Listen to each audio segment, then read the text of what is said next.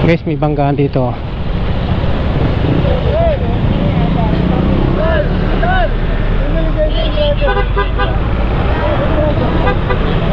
Anong nangyari dito? Self-accident to. Ha? Self-accident. Self-accident? Anong nangyari sa babae? First aid nga, wala nga.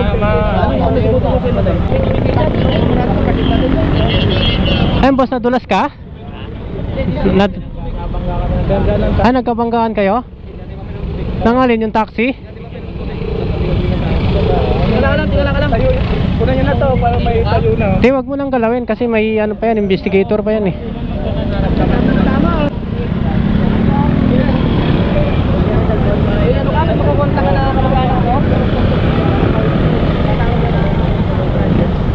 Bumangga yung PCX sa taxi guys. Dapat yan may ambulansya na, kanina pa ata yan ano. Dapat may ambulansya na. Kanina pa ata yan ano. Oo nga eh. Baka matapakan.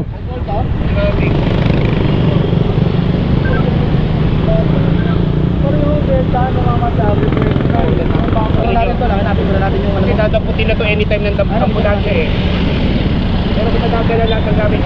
Oo, galing na lang yung lahat.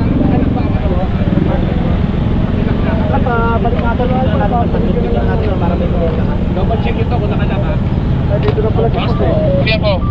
Nawatan na po sa iba po po. Asan yung driver ng taxi? Ito yung taxi. Asan yung driver nun? Ha?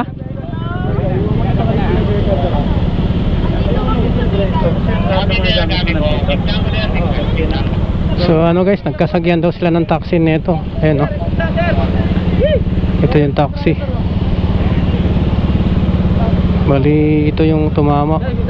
Salamin. Oo. Ano para ebidensya nila. Sige. Sir, yun lang po sir. Dito na natin. Dito natin sir para may ebidensya nila. Sino ba driver dyan ng taxi? Ito? Si kuya? Kayo yung driver kuya? Ha kayo? Ano bang nangyari ng kuya? Ay, pumasok sila. Matuloy ang actually mabilis talaga yung motor kuya. So mabilis nila. Mabilis? Ay kayo yung sakay? Ano yung mga pasahero ko po sila. Maggagas po sana kami doon. Tapos maggagas sobrang haba doon. Oo. So dito si kuya magpapagas. Tapos? Hotel naman siya. Nagulat na lang kami nung pag gano'n na siya. Ang bilis nung ano motor talagang lumilapot sila. Bali nandito na siya. Hinabol pa. Hinabol pa nilang tumawid. Sobrang bilis talaga nila kuya.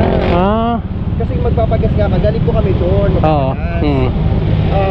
Sobrang haba ng pila. So nung papunta na kami dito, nagsignal naman si kuya pero dahan-dahan lang naman kasi syempre dapat ang overtake dapat sa kabila. Oo. Tama ngayon. Oo. Dapat talaga ingat sila pag mga ganitong sign kasi nagta-drive din ako kuya. Kaya nga. Sasakyan din po ako.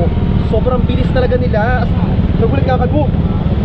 Tapos pag si kuya nagulat din siya, sabi niya. Bali ang nangyari kasi hinabol niya na lang. Yung hinabol niya yung ano yung space. Like, tumama siya dito kuya tapos kumano. Oo. Kumano. Na driver eh. Ha? Parang baguhan pa lang eh, bago yung motor eh. Oo. Naman si kuya eh. Salamin lang. Side mirror nila. So, sobrang bilis. Sobrang bilis eh.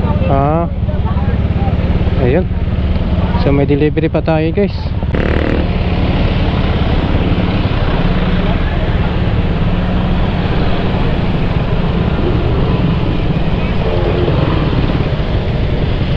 Yung kwento nung pasahero nung taxi, bali hinabol nung motor yung pakanan na taxi. Kumbaga lumamang na yung taxi sa kanan eh.